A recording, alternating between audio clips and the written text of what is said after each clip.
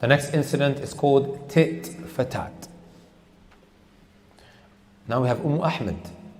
She tells us, my husband had a group of married friends, and because of our close friendship with them, we used to get together with them once a week in one of our houses to enjoy an evening of chat. Deep down in my heart, I was never really comfortable with the atmosphere in which we would have dinner, sweets, snacks, and drinks of juice accompanied by waves of laughter. Because of the jokes and chit-chats that often went beyond the bounds of good manners. In the name of friendship, the barriers were lifted, and every now and then one would hear suppressed laughter between a woman and the husband of another woman. The jokes were too much, dealing with no sense of shyness. Dealing with no sense of shyness. And when you get comfortable, my brothers and my sisters, with the opposite gender, what tends to happen to your shyness? It diminishes. It diminishes. All the way up until it disappearing altogether. Agreed? Huh? This is why they say, the hadith of the Prophet ﷺ, إِذَا لَمْ تَسْتَحِي فَاصْنَعْ مَا شِئْتَ. If you don't have any shyness, then go and do what you want. Right? The scholars, they talk about this hadith and they say that shyness is like the salah. Shyness is like the salah. What happens when you leave of the salah? Your life will go what? Downhill. Expect everything to start crumbling down into the ground. The salah removes the filth and the evil from your life. As long as you're praying, 𝗨𝗀𝗶𝗵. Right? It's like the evil that is pushing up against the wall, the salah is holding on to it. What happens when that wall gets knocked down? You'll be knocked down. That's how I look at the issue of the salah. Agreed, brothers? إِنَّ الصَّلَاةَ تَنْهَى عَنِ الْفَحْشَاءِ وَالْمُنكَرِ. This is why many people, when they talk about their misfortune and why they went downhill, it was from the point they left the salah. Group of scholars, they say, when commenting on this hadith, that shyness is like that as well. For both male and female. Once that shyness disappears, brothers, you're going to lose control of yourself. What was insane now becomes a norm, and you become desensitized to it. There's no boundaries whatsoever after that, for both male and woman. Is that clear, brothers? Right? So also when you look at the misfortune that fell onto some of our sisters, it was because of what? Becoming too comfortable with the opposite gender, so much so that the shyness started diminishing. One thing led to another, and before you know it, she was naked. And him as well, committing sin with one another.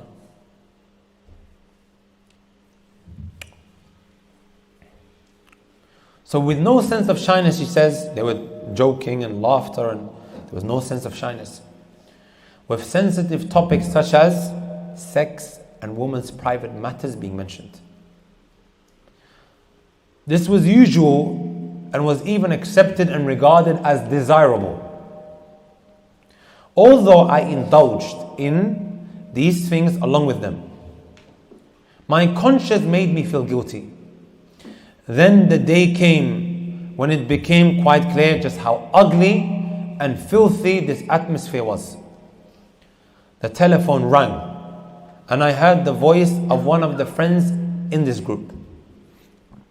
I said hello to him and apologized that my husband was not home. He replied that he knew that the husband wasn't home. However, he was calling to speak to her. He was calling to speak to her.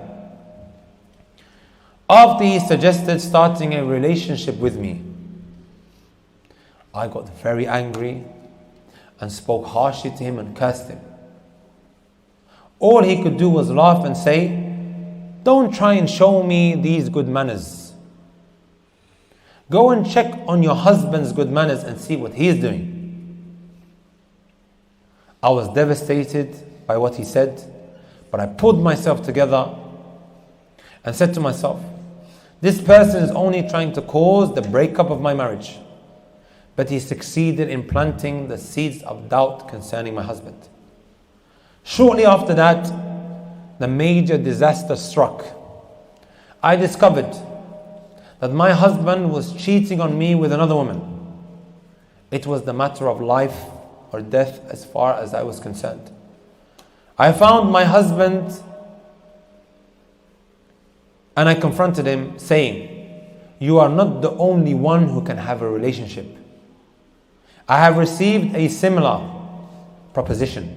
Remember that phone call? And I told him about his friend. He was stunned and absolutely shocked. I said, "If you want me to respond in a similar manner to your relationship with that woman, right, then this is tit for tat." This was a huge slap in the face for him. He knew that I did not intend to do that in reality, but he realized the great disaster that had befallen our lives and the immoral atmosphere in which we were living. I suffered a great deal until my husband finally left that loose woman with whom he was having a relationship with, as he admitted to me. Yes, he left her and came back to his family and children, but how can I ever feel the same towards him as I used to? You will restore respect for him, or who will restore respect for him in my heart? This huge wound in my heart is still bleeding out of regret and rage at that filthy atmosphere. It still bears testimony to the fact that what they call innocent get-togethers are in reality anything but innocent. My heart still begs for mercy from the Lord of glory. SubhanAllah. How do you guys feel after hearing these two incidents, brothers? It's heartbreaking, right? Pierces through the heart.